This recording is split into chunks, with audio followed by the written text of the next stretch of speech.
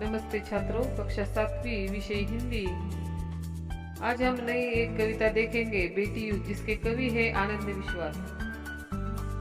कवि आनंद विश्वास जी का जन्म जुलाई 1949 शिकोहाबाद, उत्तर प्रदेश में हुआ है। उनकी रचनाएं हैं मिटने वाली रात नहीं, पर कटी पाखी देवम, गर्मा गर्म थपड़े लूके, बहादुर बेटी।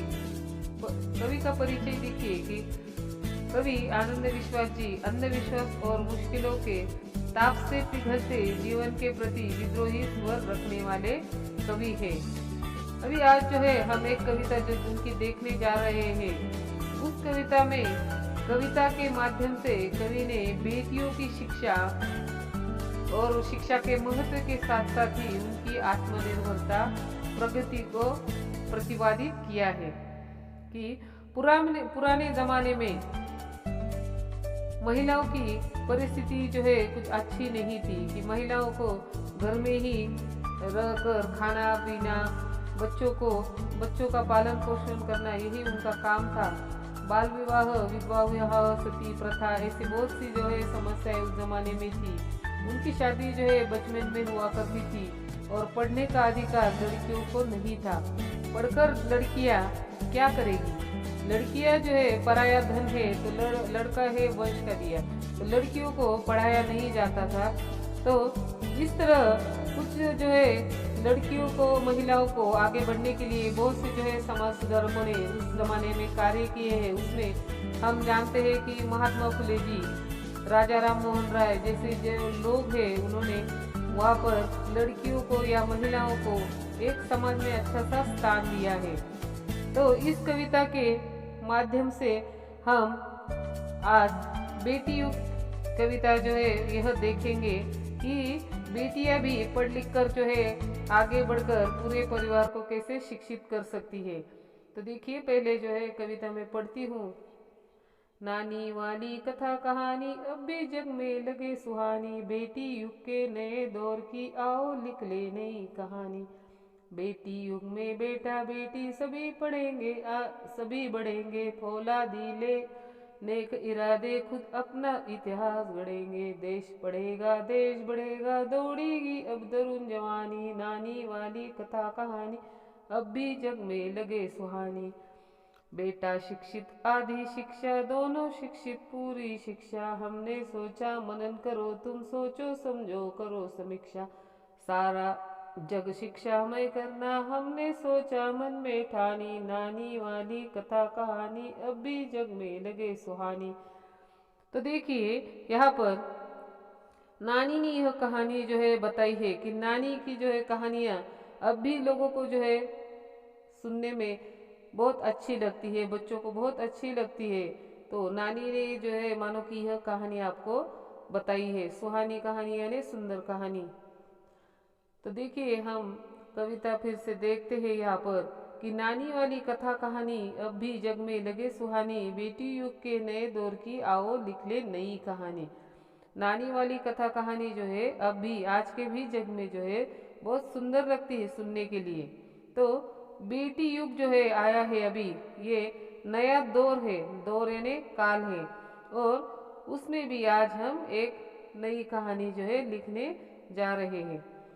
बेटी युग में बेटा बेटी सभी पढ़ेंगे, सभी बढ़ेंगे। बेटी जो है, बेटी युग आया है, तो इसमें इस युग में बेटा बेटी क्या है? समान है, इक्वलिटी है, उनमें समानता है। सभी पढ़ेंगे, सभी बढ़ेंगे। तो ऐसा नहीं है कि आज के ज़माने में आप देख रहे हो कि बेटा भी पढ़ता है तो बेटी भी पढ़ती है।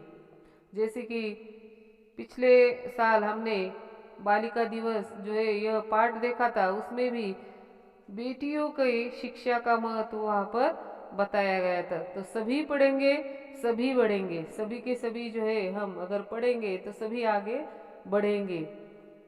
बेटी युग का नया दौर है, समय है, काल है। इस समय में हमें क्या करना है? सभी को आगे पढ़ना है। फौलादी ले नेक इरादे, खुद अपना इतिहास गढ़ेंगे। मन में जो है अपने इरादे कैसे होंगे? नेक होंगे। नेक यानी अच्छे भले इरादे जो है हमारे फौलाद की तरह हम रखेंगे तो खुद जो है अपना इतिहास गढ़ेंगे। इतिहास जो है हम अपना बनाएंगे, नया जो है इतिहास हम क्या करेंगे, बनाएंगे। नवयुवक जो है देश को क्या करेंगे, आगे लाएंगे। देखो, देश पढ़ेगा देश बढ़ेगा, दौड़ेगी अब तरुण जवानी। अगर देश, पूरा देश जो है वह पढ़ेगा, अच्छी शिक्षा पाएगा तो देश जो है आगे बढ़ेगा। देश क्या करेगा, आगे बढ़ेगा। दौड़ेगी अब तरुण जवानी, तरुण जवानी यानी नवयुवक जो है वह सभी क्षेत्रों में आगे बढ़ेंगे। नानी वाली कथा कहानी अब भी जग में लगे सुहानी। तो यह जो है नानी वाली कथा कहानी हमें क्या है, अब भी सुनने को जो है अच्छी लगती है। तो अभी देखिए आगे का पैराग्राफ हम देखते हैं। बेटा शिक्षित आधी शिक्षा, दोनों शिक्षित पूरी शिक्षा। हमने सोचा मनन करो तुम, सोचो समझो करो पर समीक्षा। सारा जग शिक्षामय करना हमने सोचा मन में ठानी। नानी वाली कथा कहानी अब भी जग में लगे सुहानी। तो यह जो है कहानी बेटा शिक्षित आधी शिक्षा। देखो 300-400 साल पहले जो है हमारे महात्मा फुले जी ने लड़कियों को शिक्षा देने के लिए अपनी पत्नी को खुद पहले सिखाया, और पत्नी को सिखाया उसके बाद उन्होंने क्या किया कि अगर एक बेटी अगर पढ़ती है या अगर एक स्त्री अगर पढ़ती है तो पूरा अपने क्या करती है, परिवार को वह पढ़ाती है। लेकिन बेटा शिक्षित होता है तो उसकी शिक्षा जो है उसके खुद के जो है पास ही रहती है। तो यह जो है बेटा अगर शिक्षित हुआ तो उसकी शिक्षा कैसी है, आधी है, अधूरी है, अपूर्ण है। लेकिन पूरी शिक्षा कभी कहलागी तो जब दोनों की शिक्षा जो है अच्छी तरह से वह शिक्षित किया जाएगा। दोनों शिक्षित, अगर लड़की भी शिक्षित हो जाएगी, वह भी पढ़ेगी तो उसकी शिक्षा कैसे होगी, पूरी हुई। अगर दोनों भी शिक्षित है, एजुकेटेड है, तो वह पूरी जो है शिक्षा कहलाएगी।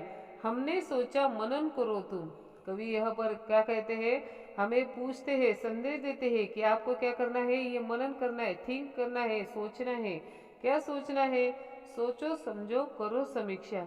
आपको क्या करना है कि आपको भी यहाँ पर सोचना चाहिए, विचार करना चाहिए, और जो है सोचो समझो करो समीक्षा। समीक्षा यानी एनालिसिस आपको करना है, वहाँ पर सोचना है कि ये सच है कि नहीं। हमने जो है विचार किया है कि मन में ठान लिया है, सारे संसार को हमें क्या करना है, शिक्षित करना है। सारा जग शिक्षामय करना हमने सोचा मन में ठानी। अभी यहाँ पर कवि क्या कहता है कि सारा जग जो है हमें क्या करना है, शिक्षामय करना है। कि पूरे जो है जग को, विश्व को हमें क्या करना है, शिक्षित करना है, उनको शिक्षा देनी है, एजुकेटेड करना है। हमने सोचा, यह जो है हमने सोचा है, मन में तय किया है, मन में ठान लिया है, निश्चय किया है कि हमें क्या करना है, सारे संसार को शिक्षित करना है। और नानी वाली कथा कहानी अब भी जग में लगे सुहानी। आज भी बच्चों को नई जो है नानी द्वारा सुनाई गई कहानियाँ जो है प्यारी लगती है। तो छात्रों, आज हमने ये जो है 2 कड़वे जो है यहाँ पर देखे, तो इसमें हमने ये सोचा कि बेटियां भी जो है कुछ कम नहीं है, उनको भी हमें क्या करना है, पढ़ाना है, आगे लाना है। और इस बेटी युग में जो है दोनों को समानता के साथ आगे लाना है। तो आप जो है हमने आज भाग 1 देखा, तो यह कविता जो है आपको क्या करनी है, वहाँ पर लिखनी है, और उसका अर्थ जो है पाठ्य जो है हमारे वहाँ पर लिखना है। तो आगे का जो है भाग 2 हम आगे की तासिका में देखेंगे।